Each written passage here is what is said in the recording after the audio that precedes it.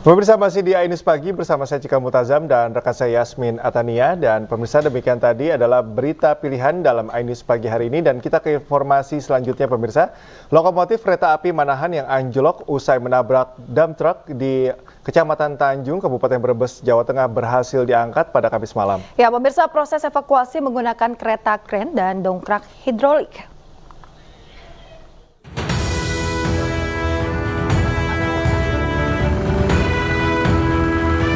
Puluhan petugas dari Daop 3 Cirebon dikerahkan untuk mengangkat roda lokomotif yang anjlok usai bertabrakan dengan dump truck di perlintasan tanpa palang pintu, Desa Lowung Gede, Kecamatan Tanjung, Kabupaten Brebes, Jawa Tengah, Kamis malam. Proses evakuasi menggunakan kereta kren dan dongkrak hidrolik. Selanjutnya, petugas melakukan perbaikan dan penggantian rel dan bantalan rel.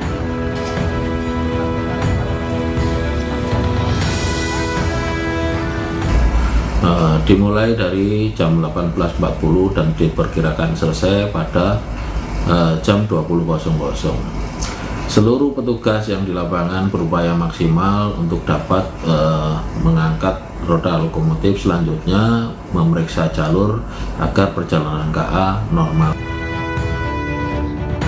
Sebelumnya kecelakaan kereta api terjadi di Desa Lowung Gede, Kecamatan Tanjung, Brebes, Jawa Tengah, Kamis sore.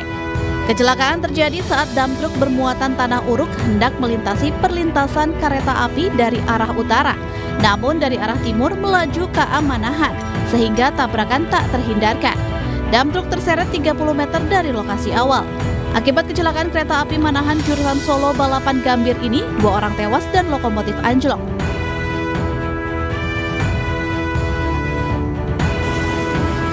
Kedua korban tewas yakni Eko Prayetno 33 tahun pengemudi dump truk dan anaknya Zaki berusia 5 tahun, warga Desa Banjar Parakan, Kecamatan Rawalo, Kabupaten Cilacap, Jawa Tengah. Kedua korban tewas dibawa ke Rumah Sakit Mutiara Bunda Tanjung Brebes. Dari Brebes, Jawa Tengah, Yunibar Ainus melaporkan. Berusaha menghindari tabrakan, sebuah bus angkutan umum PO Arimbi terperosok dan terguling di tebing pinggir ruas Jalan Tol Cipularang, kilometer 90, Purwakarta, Jawa Barat. Sebanyak 7 orang penumpang bus mengalami luka-luka.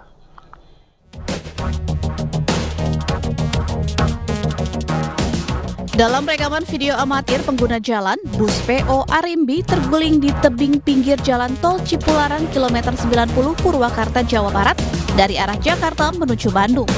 Kondisi bus mengalami kerusakan parah.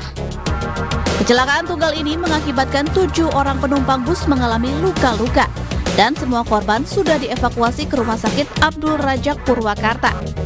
Evakuasi bus sempat mengalami kesulitan dan memakan waktu 2 jam. Sebelumnya diketahui sopir bus PO Arimbi ini berusaha menghindari tabrakan dengan sebuah truk. Sopir bus PO Arimbi langsung membanting setir ke kiri dan terperosok hingga terguling di tebing pinggir jalur tol. Usai kejadian, sopir bus PO Arimbi langsung kabur. Di kilometer 90 jalur Ambon, yang mana melibatkan bus Arimbi, dia kalau nggak salah memakan bahu jalan. Dari depan ada mobil box kecil, pakai rem. Akhirnya dia buang setir ke kiri. Ya itu aja. Untuk korban sementara tidak terlalu parah, hanya luka-luka ringan.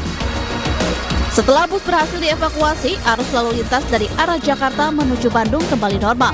Kasus kecelakaan ini selanjutnya ditangani unit Laka Lantas Polres Purwakarta. Dari Purwakarta, Jawa Barat, Irwan Saputra, Ainus melaporkan. Ya pemirsa, diduga dalam pengaruh minuman keras, seorang pria di Kabupaten Kepahyang, Bengkulu mengamuk di sebuah TPS dan juga mengganggu proses penghitungan suara. Pria tersebut juga sempat merusak peralatan dan memukul petugas TPS.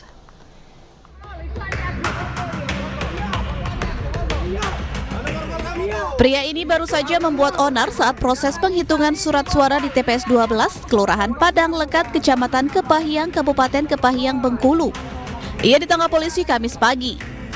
Diduga pria berinisial AB tersebut mengamuk karena masih dalam pengaruh minuman keras. Tak hanya membuat onar dan memukul petugas TPS, pelaku juga membanting meja dan peralatan penghitungan surat suara yang berada di dalam TPS. Petugas Linmas dibantu warga dan polisi mengamankan pelaku dan langsung dibawa ke kantor polisi. Pelaku merupakan warga sekitar yang memang dikenal temperamental. Sebelum mengamuk, pelaku pada malam usai pencoblosan baru saja menenggak minuman keras jenis tuak bersama pemuda lainnya. Dia melakukan keonaran di tempat tersebut dikarenakan dia selesai minum tuak yang menyebabkan dia mabuk dan membuat keonaran di TPS tersebut ketika pelaksanaan perhitungan suara. Kabarnya aset-aset dari ini sendiri, TPS sendiri juga mengalami dirusak dan ada korban juga. Untuk laporan terakhir bahwa yang rusak hanya perlengkapan makan dan minum TPS tersebut untuk surat suara, kotak suara dan APK lainnya. Pelaku telah diamankan di Mapolsek Kepahyang. Akibat kejadian ini, proses penghitungan surat suara sempat terhenti dan beberapa peralatan mengalami kerusakan. Dari Kepahyang, Bengkulu, Endro Dwirawan, iNews melaporkan. Pemirsa, kebakaran melanda rumah 2 lantai di Palembang saat di sebuah TPS sedang melakukan penghitungan suara pemilu. Tidak ada korban jiwa, namun kerugian ditaksir mencapai ratusan juta rupiah.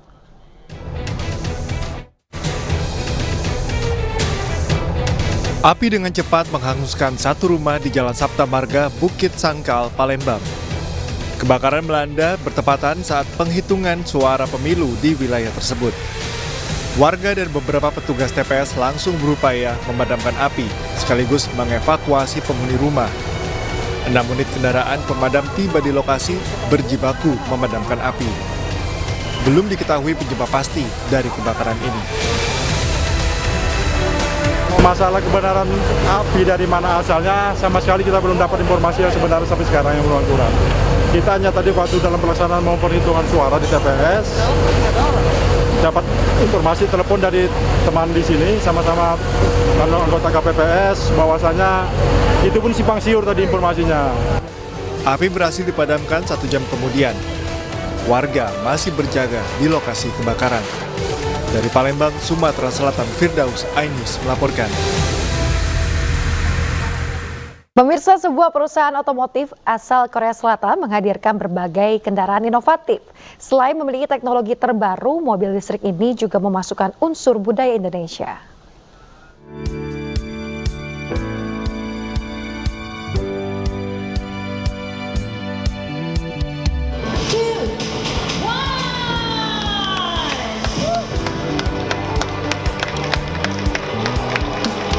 PT Hyundai Motors Indonesia memamerkan 3 mobil listrik baru yang trendy dan inovatif.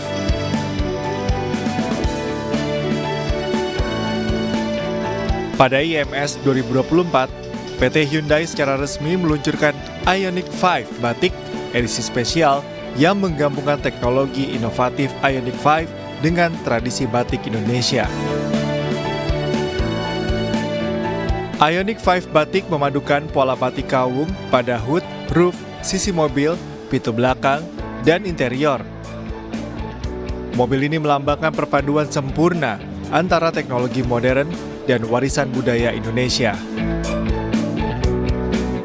Sejalan dengan tema Hyundai EV Expect Core, PT Hyundai menampilkan all-new Kona Electric dan 7 Concept yang mencerminkan masa depan mobilitas listrik.